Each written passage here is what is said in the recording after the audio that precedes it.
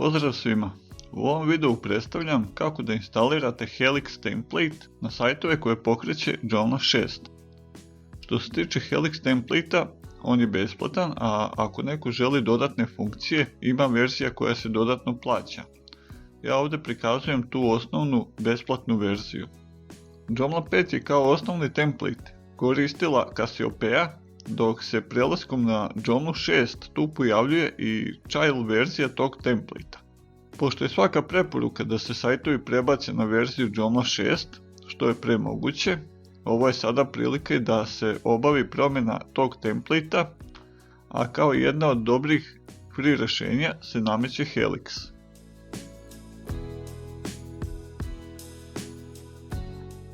Ovaj template se preuzima sa sajta Joom Sherper, gdje je potrebno odabrati opciju samo template, da se ne preuzimaju opcije Quick Start Pack, pošto je to uglavnom predviđeno za situacije kada se pravi novi sajt od nule. Kada se taj paket preuzme na kompjuter, ide se u admin deo sajta i u meniju sa lijeve strane na opciju System, te se na stranici koja se otvori klikne na link Extension. Te kad se otvori stranica, potrebno je odabrati opciju Upload Package File. Kada se otvori taj tab, potrebno je da se učita paket koji smo preuzeli sa sajta Joom Sherper i kad se izvrši njegovo prebacivanje na hosting, pojavit će se poruka da je instalacija uspješno izvršena.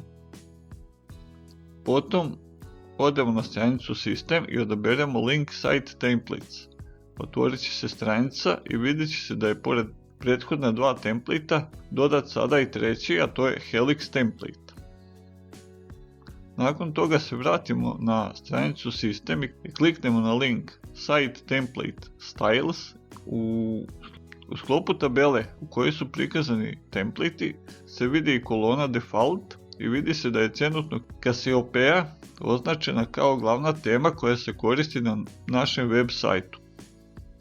Da bismo promijenili template koji ćemo da koristimo na Joomla 6, potrebno je da obeležimo red gdje se nalazi Helix template i da gore u meniju kliknemo na Default. Nakon toga će se promjena brzo odraditi i to će biti jasno vidljivo u tabeli. Potom potrebno je da obavimo čišćenje keša sa našeg sajta da bi se ta promjena jasno prikazivala. Kada smo očistili keš sa sajta, možemo da otvorimo naš sajt koji će nakon ponovnog učitavanja da se pojavi sa novim templateom.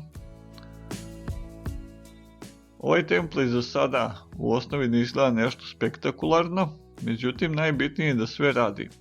Tu možemo odmah da učitamo i par drugih stranica sa našeg sajta da se uvjerimo da nema nekih nenadanih problema. Kad se uvjerimo da se template prikazuje bez bilo kakvih problema, vratimo se u administratorski deo sajta na stranicu System pa na link Site Templates. Nakon toga se klikne na toj stranici na link Preview, što otvara novu stranu gdje su prikazane pozicije modula na sajtu i prikazani su nazivi tih pozicija modula. Kao što možemo da vidimo ovdje u videu, tih pozicija za module u Helix templateu ima sasvim dovoljno. Sada da se vratimo na stranu System i odaberemo link System Template Styles.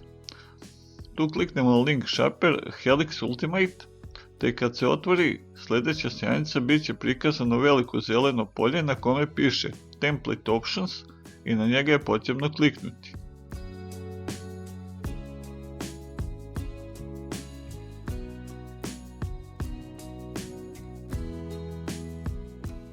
Nakon toga se otvara opcija za podešavanje Helix templata za Joomla 6 sajtove.